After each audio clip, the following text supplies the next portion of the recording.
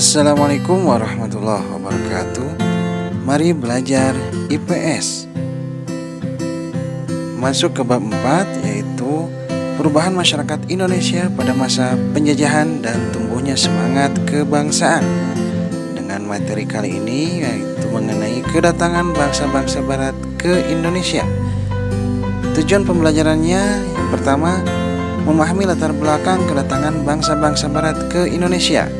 Dan dua, menjelaskan proses kedatangan bangsa-bangsa barat ke Indonesia. Dengan kekayaan alam yang melimpah, ditambah lagi Indonesia berada di jalur perdagangan internasional, sehingga semakin banyak bangsa barat yang datang ke Indonesia untuk sekedar singgah atau berdagang. Kendati demikian, keinginan berdagang itu sirna karena sifat keserakahan. Niat untuk berdagang akhirnya tergantikan dengan praktek penjajahan. Latar belakang kedatangan bangsa barat. Pertama adalah adanya daya tarik Indonesia bagi bangsa-bangsa barat. Yang kedua, motivasi 3G, yaitu Gold, Gospel, dan Glory. Dan ketiga adalah revolusi industri. Daya tarik Indonesia bagi bangsa-bangsa barat yaitu Indonesia memiliki banyak kekayaan alam yang saat itu menjadi komoditas perdagangan dunia, terutama rempah-rempah. Nah, contohnya bisa kita lihat pada gambar ada cengkeh, merica, jahe, dan lain-lain. Bangsa barat atau Eropa memerlukan rempah-rempah untuk bumbu masakan, obat-obatan, dan juga untuk mengawetkan makanan. Nah, di Eropa sendiri, rempah-rempah ini harganya mahal karena merupakan barang yang langka. Beda dengan di Indonesia yang kaya akan rempah-rempah. Latar belakang yang kedua yaitu adanya motivasi 3G, yaitu Gold, Gospel, dan Glory. Nah, Gold, Gospel, dan Glory merupakan motivasi bangsa-bangsa barat untuk melakukan penjelajahan samudra. Gold yang artinya emas, maksudnya yaitu untuk mencari kekayaan. Kemudian Gospel yang artinya kitab suci, maksudnya yaitu untuk menyebarkan agama Nasrani. Dan Glory yang artinya kejayaan, maksudnya yaitu untuk mencari kekuasaan. Latar belakang yang ketiga yaitu revolusi industri. Revolusi industri adalah perubahan secara menyeluruh dalam memproduksi barang. Dari sebelumnya menggunakan tenaga manusia dan hewan menjadi tenaga mesin. Salah satu pengaruh revolusi industri yang sangat terasa adalah dalam kegiatan transportasi. Penemuan mesin uap yang dapat dijadikan mesin penggerak perahu merupakan penemuan yang sangat penting yang mendorong terjadinya penjelajahan bangsa-bangsa barat. B. Kedatangan bangsa-bangsa barat ke Indonesia.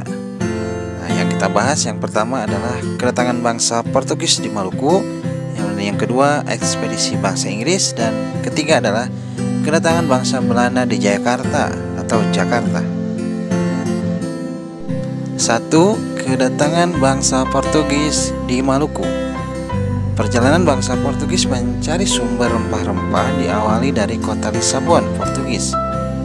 Tahun 1486, Bartolomeus Dias melakukan pelayaran pertama dengan menyusuri pantai barat Afrika. Nah, Bartolomeus Dias bermaksud melakukan pelayaran ke India, namun gagal. Ia pun bersama rombongannya pulang dan hanya sampai di Tanjung Harapan pada bulan Mei 1488. Portugis mencapai Malaka pada tahun 1511 di bawah pimpinan Alfonso de Albuquerque. Ia berhasil menguasai Malaka dan Myanmar. Pada tahun 1512, bangsa Portugis telah berhasil sampai di Maluku di bawah pimpinan Antonio de Abreu dan Francisco Sirau. 2. Ekspedisi bangsa Inggris. Para pengusaha Inggris bergabung dalam suatu persekutuan dagang yang diberi nama EIC atau East Indian Company. Walaupun Inggris tiba di Kepulauan Nusantara, namun pengaruhnya tidak terlalu banyak seperti halnya Belanda. Hal ini disebabkan EIC terdesak oleh Belanda, sehingga Inggris menyingkir ke India atau Asia Selatan dan Asia Timur. 3. Kedatangan bangsa Belanda di Jayakarta atau Jakarta. Belanda datang pertama kali ke Indonesia tahun 1596 di bawah pimpinan Cornelis de Houtman dan berhasil mendarat di pelabuhan Banten. Namun kedatangan Belanda diusir oleh penduduk pesisir Banten. Hal ini dikarenakan mereka bersikap kasar dan sombong.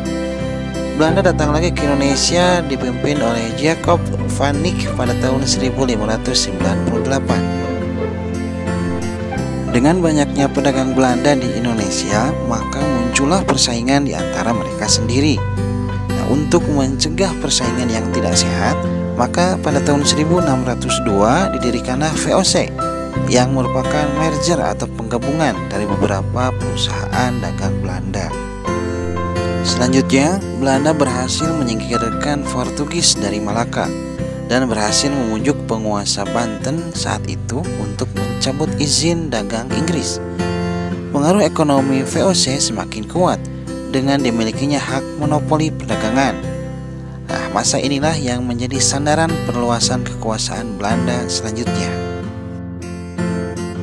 Cukup sekian pembahasan mengenai kedatangan bangsa-bangsa Barat ke Indonesia.